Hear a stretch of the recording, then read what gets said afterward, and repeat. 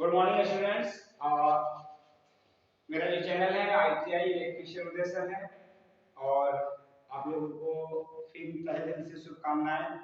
आप लोग अच्छे से पढ़ाई कर रहे हो और जो भी चीजें पूछा जाता है आपसे क्लास में अच्छे से आपका आंसर आ रहा है। आज आप लोगों को हम आवेश क्या है, कूलाम का नियम क्या है, ये पढ़ाने जा रहे हैं। जो भी डाउट होगा आप बेहिचक होकर क्लास में एक बार दो बार ध्यान से समझेंगे, क्योंकि ये टॉपिक जो है वो आप पहली बार पढ़ रहे हैं।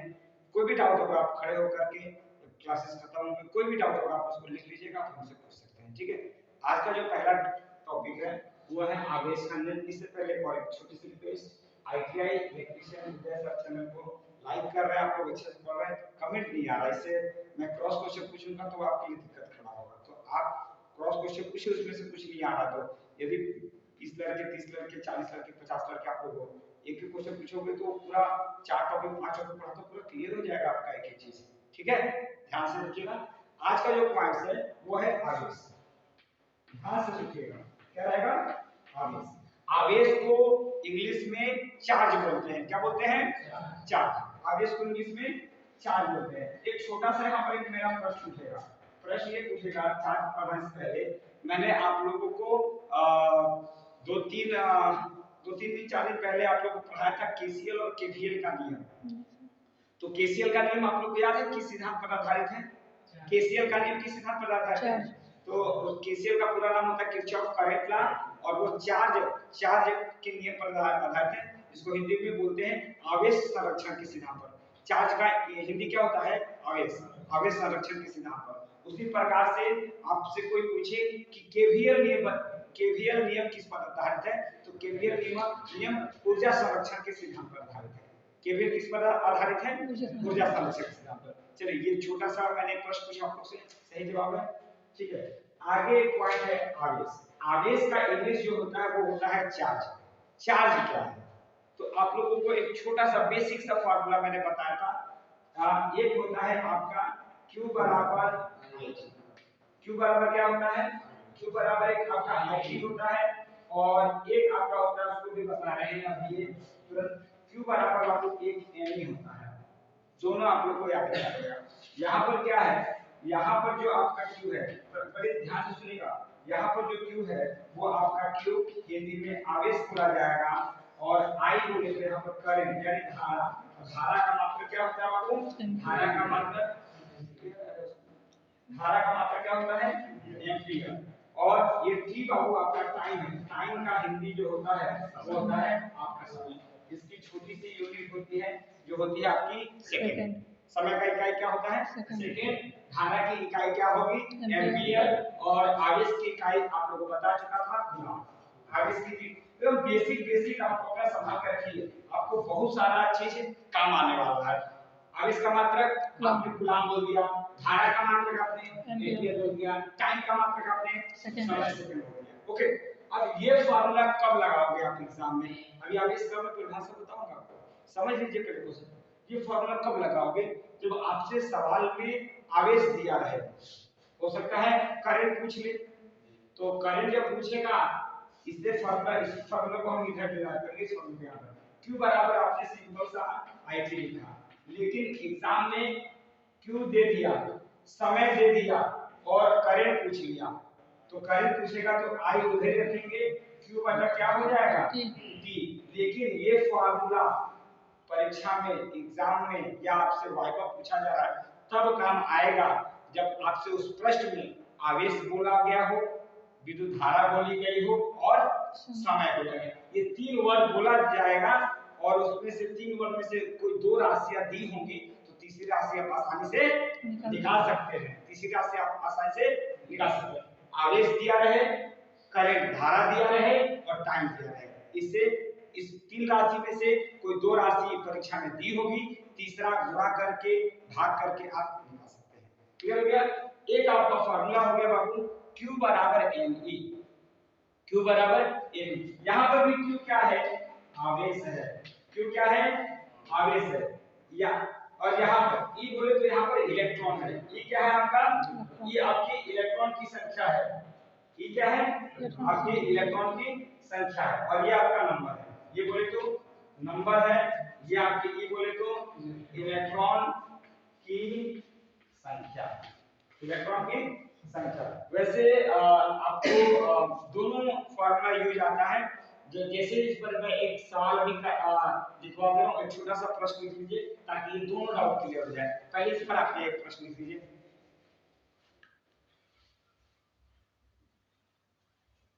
किसी सर्किट में, किसी सर्किट में 5 एम्पियर की धारा 6 सेकंड के लिए प्रवाहित होती है, तो उस सर्किट में आवेश क्या होगा? किसी सर्किट में 5 एम्पियर की धारा प्रवाहित हो रही हो और समय 3 सेकंड हो, समय क्या हो 3 सेकंड हो, तो आवेश क्या होगा? आवेश क्या होगा? ये 3 सेकंड है। तो आपका ध्यान दीजिए बाबू, एक चीज और, यहाँ पर कैसे क्वेश्चन आप लोग से गलती होता है। मैंने तो ठीक है, मैंने क्वेश्चन में डायरेक्ट दे दिया था आपका 3 सेकंड, तो आपने क्या किया, Q बराबर होता है IT, I का मान होता है 5, I का मान दिया है 5 और T का मान दिया है 3, तो 5 3 ये S है, ये सेकंड है, ये S है, तो 5 3 15। लेकिन यदि परीक्षा में 15 आपने उत्तर दिए, परीक्षा में यदि 3 मिनट दिया होता तो क्या होता, इस मिनट वाले राशि को आपको सेकंड में बदलना होता। तो 1 मिनट में कितना सेकंड, 60 सेकंड, तो 3 मिनट में 180 सेकंड, 180 गुणे 5 हो जाता आपका 900। ठीक है, तो यहाँ पर यही छोटी सी गलती कर देते हैं, फॉर्मूला याद होने के बाद भी परीक्षा में गलत हो जाता है। क्लियर हो गया? आप ऐसे सवालों को बनाते समय ये ध्यान दीजिए, यहाँ से 3-4 प्रश्न क्या आ रहा है बेसिक सा। एक आईटीआई के फर्स्ट ईयर के लिए सबसे बेसिक सा सवाल आ रहा है कि आवेश का मात्रक क्या होगा, तो आवेश का मात्रक कूलम होगा। Very good. आगे हो गया विद्युत धारा का मात्रक क्या होगा, तो एम्पियर होगा। अब यहाँ पर विद्युत धारा को मापने के लिए किस मीटर का यूज करेंगे, एम्पियर मीटर का यूज करेंगे। एक और उससे प्रश्न हो जा रहा है, एम्पियर मीटर को किस क्रम में लगाते हैं, तो एम्पियर मीटर को श्रेणी क्रम में लगाएंगे, वोल्ट मीटर वोल्टेज नापेगा उसको समानांतर क्रम में लगाते हैं। एक और प्रश्न उत्तर उत्पन्न हो गया कि घरों की वायरिंग किस क्रम में की जाती है। आप बैक वाला क्वेश्चन के साथ ही रिवीजन करते रहिए, 3 महीने का टाइम बचा हुआ है, जितना हार्ड वर्क करेंगे वो आपके रिजल्ट में निखरेगा। और मैं तो शुभकामनाएं हैं कि जितने सारे लड़के क्लास कर लो, पढ़ रहे हो, घर पर इस गर्मी में हार्ड लेबर कर लो, वो 100 में 90 92 95 100 में 100 लेके आए। बढ़िया मेहनत करो, जो भी क्वेश्चन को मैं डाउट करने के लिए क्लियर हूं। ठीक है, तो आपका यहाँ पर हो गया। अब यहाँ से गलती क्या होता है, यहाँ पर 3 मिनट हो गया, लड़के 5 1 15 उत्तर मार दिए, जो कि पूरा सरासर गलत है। यहाँ पर लड़के भटक जाते हैं। Q बराबर अपने फार्मूला डायरेक्ट लिखेंगे, Q बराबर IT, I का मान 5 दिया, 5 रखिए। लेकिन समय 3 मिनट आपको सर ने बताया था कि इसको छोटी राशि में क्या करोगे, बदलोगे। तो 3 मिनट है, तो ऑटोमेटिक 3 गुणे 60 हो जाएगा बाबू, ये टोटल आपका 180 सेकंड हो जाएगा। ठीक है, 180 सेकंड गुणा से 900 है, 900 उत्तर है। 900 क्या होगा बाबू, यहाँ पे याद रखेंगे C, कूलम। आवेश का मात्रक कूलम, धारा का मात्रक एम्पियर। समय का मात्रक। क्लियर हो गया? इस प्रश्न को आपको आपने तो बना ही दिया है। आप गलती 30 सेकंड दिया था, 5 15 आपने उत्तर लिखा, कूलम। Very good. यदि 3 मिनट दिया है, यहाँ पर 2 क्वेश्चन प्रैक्टिस करा गया। 3 मिनट होगा तो इस मिनट को किस में बदलेंगे, सेकंड में।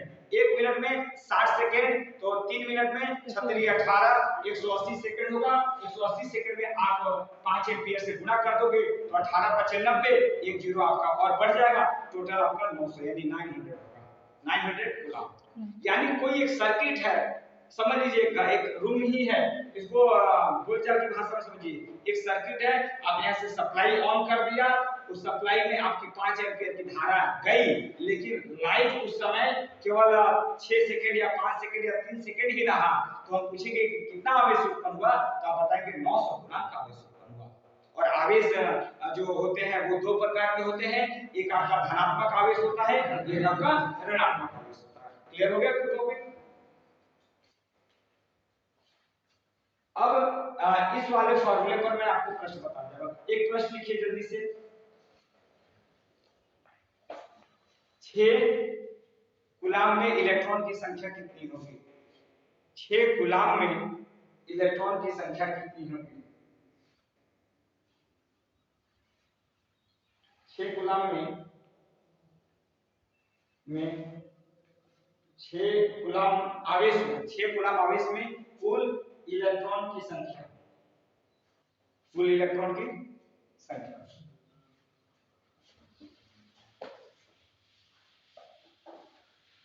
सभी इस फॉर्मूले से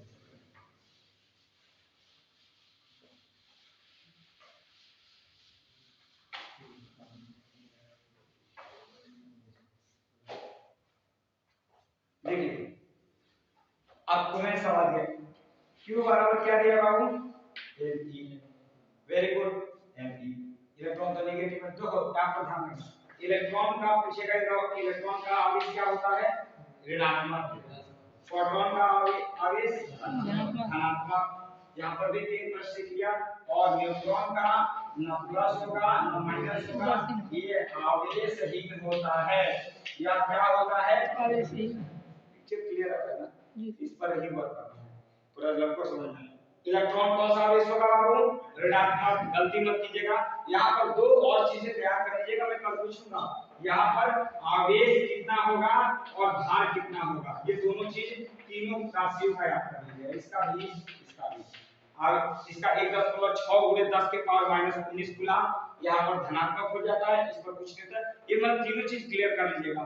शायद इसका भार मुझे थोड़ा सा डिफिकल्टी हो रही है, लेकिन वैसे ही बता रहा हूँ, 9.1 × 10 के पावर -31 केजी, ऐसे कुछ करके भार होता है। तो इन दोनों का भार याद कर लीजिएगा। और ये पता होगा, बेसिक है, आपने क्लास 9वीं और 10वीं में सीखा हुआ है कि इलेक्ट्रॉन पर ऋणात्मक आवेश, प्रोटॉन पर धनात्मक आवेश और न्यूट्रॉन पर आवेश हीन। क्लियर हो गया, मतलब इस पर कोई चार्ज नहीं होता है, इस पर आपका धनात्मक चार्ज होगा। इसको बेसिक इलेक्ट्रॉनिक्स की भाषा में धनात्मक को होल भी कहते हैं। क्या कहते हैं, इलेक्ट्रॉन। इसको ऋणात्मक कहेंगे, माइनस, इसको प्लस, प्लस तो प्रोटॉन है, इसको होल भी कहते हैं। क्या कहते हैं, HOLE। कुछ इसको ऐसे दिखाते हैं, गोले टाइप का, और इसको दिखाना हो इलेक्ट्रॉन माइनस करके दिखाते हैं, इसको करके माइनस। अब आगे चलो, इस पर सवाल आपसे मैंने पूछा था कि इलेक्ट्रॉनों की संख्या कितनी होगी, यानी संख्या पूछा था, तो क्या निकलेगा, n बराबर क्या हो जाएगा, q बटा e। और इलेक्ट्रॉन का आपने आप मान जानते हो ना, इलेक्ट्रॉन q का मान कितना दिया था मैंने, और इसका मान दिया था कि 6 गुलाम में 6, इलेक्ट्रॉन का मान 1.6 × 10 के पावर -19 गुलाम, n रहेगा n। अब देखिए बाबू, यहाँ ध्यान दें, ये 10 के पावर -19 नीचे है, तो ऊपर आएगा तो क्या होगा बाबू, 10 के पावर 19 प्लस में हो जाएगा, और बटा 1.6। अब देखिए यहाँ ध्यान से, यदि 1 जीरो इस पर बढ़ा दिया जाए तो ये बाबू हो जाएगा आपका 60, और ये 10 के पावर जो 19 था वो हो जाएगा 10 के पावर 18, और आप इसको बाबू अब 1.6 से भाग दीजिए, 1.6 से भाग दीजिए तो आपका उत्तर आ जाएगा, भाग दीजिए।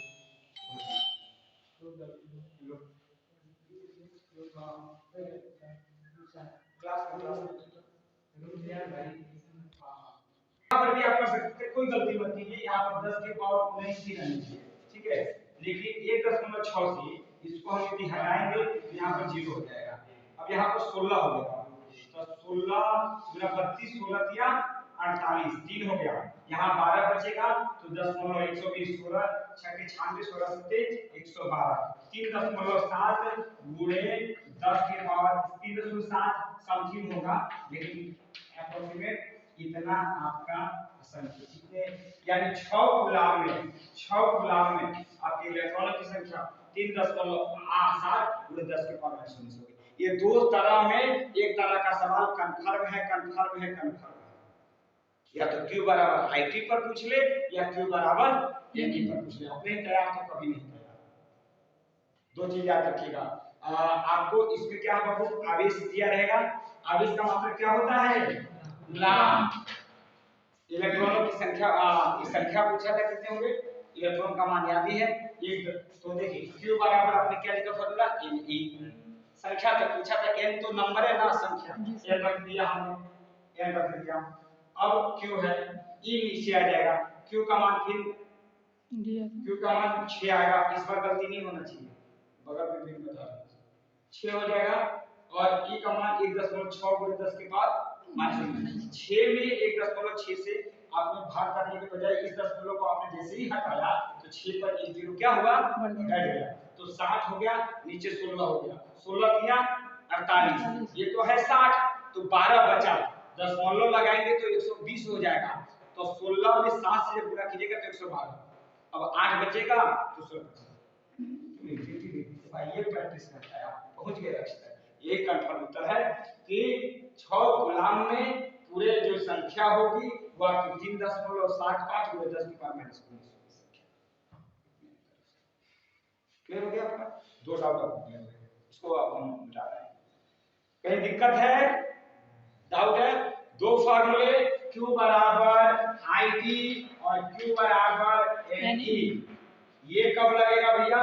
ये तब लगेगा जब परीक्षा में आपको आवेश बोले, विद्युत धारा बोले और समय बोले। समय में ध्यान देंगे कि सेकंड में दिया है कि मिनट में। सेकंड में दिया है तो कोई परिवर्तन करने की आवश्यकता नहीं है, जबकि आपका मिनट में दिया होगा तो परिवर्तन करने की आवश्यकता है। उस मिनट को आप सेकंड में बदलना ही पड़ेगा। एक एज पर एग्जांपल मैं आपसे पूछ रहा हूं, मैं 1 मीटर, 2 मीटर और 50 सेंटीमीटर बोल दूं, कहूं कि ये आप सेंटीमीटर बताओ तो क्या होगा? 1 सेंटीमीटर, 1 मीटर को आप सेंटीमीटर बदलोगे तो 100 सेंटीमीटर, 2 मीटर को सेंटीमीटर बदलोगे तो 200 और 50 दिया था, टोटल मिलकर 350 सेंटीमीटर पर छोटी इकाई आपको बदलना ही पड़ेगा। यदि मैं सेंटीमीटर में पूछ रहा हूं तीनों राशि को एक में बदलोगे। अतः यहाँ पर जब मिनट वाला प्रॉब्लम आएगा तो उसको सेकंड में बदलोगे। सेकंड में ऑलरेडी पहले से दिया हुआ है तो कोई बदलने की आवश्यकता नहीं है, ध्यान रहे। ठीक है, दो फॉर्मूले विशेषकर याद रखिएगा आवेश से रिलेटेड। आवेश में बेसिक रूप से 7-8 सवाल मैं बता दे रहा हूं। एक केसीएल केवीएल में बताया था, केसीएल किरचॉफ करंट लॉ इसी आवेश संरक्षण के सिद्धांत पर आधारित है। यहाँ पर एक और प्रश्न याद आ रहा है कि आवेश संरक्षण का सिद्धांत कहता है क्या? ऊर्जा संरक्षण का सिद्धांत कहता है क्या? आवेश तो बनाया जाता है ना बिगाड़ा जाता है, तो उसी प्रकार का ऊर्जा बनाई जाती है ना बर्बाद की जाती है। वैसे में ऊर्जा के संरक्षण सिद्धांत ना ऊर्जा को बनाया energy neither be create nor be destroy. Create का मतलब बनाना, एनर्जी यानी ऊर्जा, एनर्जी नाइदर बी क्रिएट, ऊर्जा को हम बना नहीं सकते हैं, नॉर बी डिस्ट्रॉय या इसको बर्बाद भी नहीं कर सकते हैं। ठीक है, तो आप इस चीज का ध्यान रखेंगे। केसीएल नियम पर आधारित था किरचॉफ करंट लॉ। आपने दो फार्मूला आवेश के अंतर्गत पढ़ा, Q बराबर Ne पढ़ा, एक Q बराबर IT पढ़ा, इसलिए बेसिक आपका हो गया। इसमें ये आप तब लगाएंगे जब आपको संख्या पूछा जाए इलेक्ट्रॉनों की, इलेक्ट्रॉन का मान आपका होता है कूलम्ब दिया रहे। IT और Ne तुरंत क्लियर हो जाएगा कि हमको करना क्या है। ठीक है, अब आपको मैं आगे इसमें बता रहा हूं, ध्यान से रखिए। अब देखिए, आपको यदि ध्यान दीजिएगा, आपको यदि आकाशीय बिजली चमके, कौन सी बिजली चमके? आपको आकाशीय बिजली चमके तो आप सुरक्षा के रूप में किस चीज का यूज करते हैं? आकाशीय बिजली चमकती है ना, तड़ी चालक का नाम सुना आपने? तड़ी चालक का नाम सुना। आकाशीय बिजली आपको चमके लेकिन आपके घर पर कोई दुर्घटना ना हो, उसके लिए हम क्या करते हैं, छत पर वो आपने देखा होगा इस तरह का कुछ, इस तरह का आपने देखा होगा, ठीक है, लगाया इसको सीढ़ियों के माध्यम से लाकर भूमि में हम लोग जीरो कर देते हैं। ठीक है, तो आप लोग को आकाशीय बिजली से सुरक्षा करनी है तो तड़ित चालक का यूज करते हो। आकाशीय, कौन सी बिजली? आकाशीय बिजली से क्या करना हो आपको? आकाशीय बिजली से सुरक्षा करना हो। आकाशीय बिजली से सुरक्षा करना हो तो किस चीज का यूज करेंगे?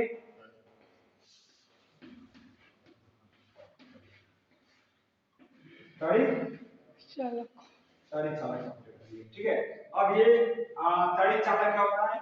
इसको बोलते हैं इंग्लिश में लाइटिंग अरेस्टर। लाइटिंग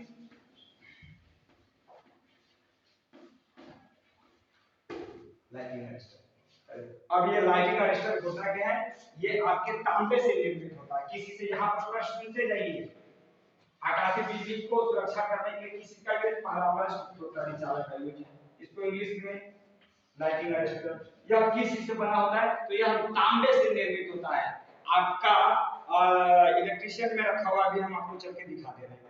पतले रड टाइप का है और एक भूमि में प्लेट खोद करके गाड़ दिया जाता है और उसको त्रिशूल में ऐड करके और आपको सीढ़ियों के सहारे दीवार में चुनवाते हुए उसको भूमि में रख दिया। आपके घर पर एक बिजली की दुर्घटना नहीं होगी, ठीक है। तो आपको इसमें तांबे से निर्मित होता है, किसी से निर्मित, तांबे से निर्मित होगा बाबू, तांबे से आपका निर्मित होगा। बाकी जो चौथा है उसको भी ध्यान से रखिए। तो समरूप प्रकार के विभिन्न आवेश, देखो ये होता कैसे है, आकाशीय बिजली चमकती कैसे है, बहुत अच्छा कॉन्सेप्ट है। दो समरूप प्रकार के विभिन्न आवेशों के बादलों के टकराने के, दो समरूप प्रकार के सेम प्रकार के बादलों के, लेकिन उनके आवेश भिन्न होंगे, एक अलग आवेश का होगा, एक अलग आवेश का होगा। तो दो समरूप प्रकार के विभिन्न आवेशों के बादलों के टकराने का, तो बादल है, ये एक ही तरह से दिख रहे हैं लेकिन इसका आवेश अलग है। 5 कूलम, 10 कूलम, 50 कूलम, 100 कूलम इसका हो गया, इसका 70 कूलम हो गया, एक धनात्मक हो गया, एक ऋणात्मक हो गया। तो दो समरूप प्रकार के, समरूप मतलब दोनों धनात्मक ही मान लो है, ठीक है, दोनों धनात्मक है, लेकिन दोनों के जो मान है वो क्या है, अलग अलग है। और उन जब बादलों में टकराहट होती है तो तड़ित चालक आपका उत्पन्न होता है, और तड़ित चालक से आपको सुरक्षा करने के लिए जिस चीज को बनाया जाता है वह तांबे से निर्मित होता है, और तड़ित चालक को इंग्लिश में आपको लाइटिंग अरेस्टर कहते हैं। तांबे से निर्मित दो समरूप प्रकार के भिन्न बादलों के टकराने के कारण, क्लियर हो गया, दो बादलों के, बोलेगा कि आकाशीय बिजली कैसे चमकी, तो दो समरूप प्रकार के क्या हो गए, बादल हो गए, उन दोनों और उनके आवेश क्या है, अलग अलग है, और उन जब दो बादल आपस में टकरा जाते हैं तो आकाशीय बिजली आपकी क्या होती है, आकाशीय बिजली आपकी चमकती। दो और किसी से बना होगा, आपका तांबे से निर्मित होगा। एक एक पॉइंट आप लोग याद करते हैं। आगे बढ़ूं, क्लियर हो गया कॉन्सेप्ट, वेरी गुड। अब इसमें एक बेसिक सा कॉन्सेप्ट जानते होंगे, वो चुंबक में भी पढ़ना है। यदि मान लो कि सेम सेम हो, आपका मान लो थोड़ा सा आपको सेम हो ये आवेश में, अभी आवेश थोड़ा सा मैग्नेट में आपको लेके चलूंगा चुंबक वाले सेशन में। चुंबक में बाबू यदि आपका ये एन पोल है, यानी एन ध्रुव है चुंबक का, चुंबक में दो ध्रुव होता है ना, एक एन होता है, एक एस होता है, एक एन एस। तो आप इसमें कॉन्सेप्ट जानते हो, यदि एन वाला मैं इधर रखूं तो क्या इसको ये खींचेगा, नहीं खींचेगा। तो समान जो ध्रुव है वह एक दूसरे को प्रतिकर्षण करते हैं, और असमान ध्रुव एक दूसरे को आकर्षण करते हैं। असमान का मतलब हुआ जहां n है तो यहां s होगा, तो ये इसको अपनी तरफ अट्रैक्ट कर लेगा, आकर्षण कर लेगा, लेकिन यह n है और ये n हो जाए तो यह प्रतिकर्षण करेगा, दोनों को एक दूसरे की तरफ धकेलेगा। क्लियर हो गया। उसी प्रकार से बाबू आवेश में ध्यान रखिएगा, आवेश में आपका दो यदि समान है तो ये आपको प्रतिकर्षण करेगा, दूर दूर भागेंगे, लेकिन एक प्लस है और एक माइनस है, तो ये आपका आकर्षण हो गया, ये आपका क्लियर है कॉन्सेप्ट। आपका मैग्नेट पे ही नहीं होता है, आपका आवेश पे होता है। और आवेश कितने प्रकार के, बेसिक कॉन्सेप्ट है, एक धनात्मक आवेश और एक आपका ऋणात्मक आवेश, एक धनात्मक एक ऋणात्मक। अब इसमें हम आगे चल रहे हैं। अब आपको बोला जाएगा कि आवेश की उत्पत्ति कैसे करोगे, क्या करोगे, आवेश की उत्पत्ति करोगे। तो आपका हेडिंग डाल लीजिए, आवेश की उत्पत्ति, आवेश की उत्पत्ति हेडिंग डाल लीजिए, आवेश की उत्पत्ति, आवेश की उत्पत्ति।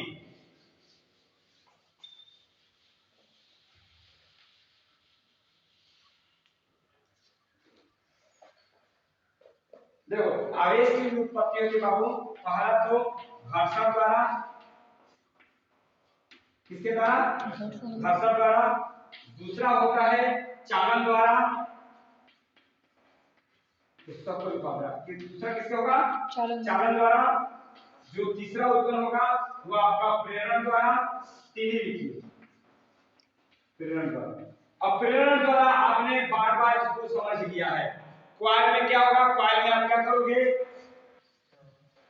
सप्लाई प्रोवाइड करोगे, और कॉइल में सप्लाई प्रोवाइड होने के बाद इसमें क्या उत्पन्न होगा, चुंबकीय फ्लक्स उत्पन्न होगा, चुंबकीय बल रेखाएं नहीं, चुंबकीय बल रेखा एन से एस की तरफ बनेगी, लेकिन चुंबकीय फ्लक्स का क्या होगा, प्रतिच्छेदन होगा। ठीक है, वो आपने मोटर जनरेटर तमाम चीजों को, तो वही आपको प्रेरण कहा। आपने प्रेरण का एक और अच्छा उदाहरण सह प्रेरण के रूप में आपने म्यूचुअल इंडक्शन पढ़ा था ट्रांसफार्मर में। ट्रांसफार्मर का सेल्फ इंडक्शन होता है, म्यूचुअल इंडक्शन होता है, जबकि ऑटो ट्रांसफार्मर में आपका सेल्फ इंडक्शन होता है। क्लियर है मैटर?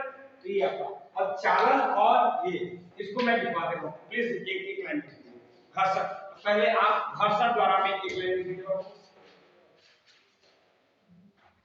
यह एक स्थिर वैद्युतिकी होती है।